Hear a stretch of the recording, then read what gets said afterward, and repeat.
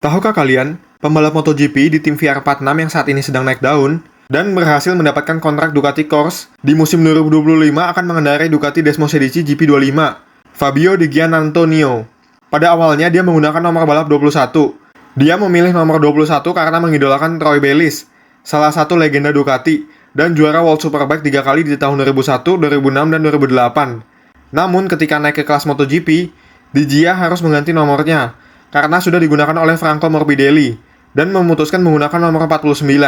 Apakah kalian melihat sosok Rossi pada Di Gia di balapan Silverstone 2024? Untuk info lainnya jangan lupa subscribe.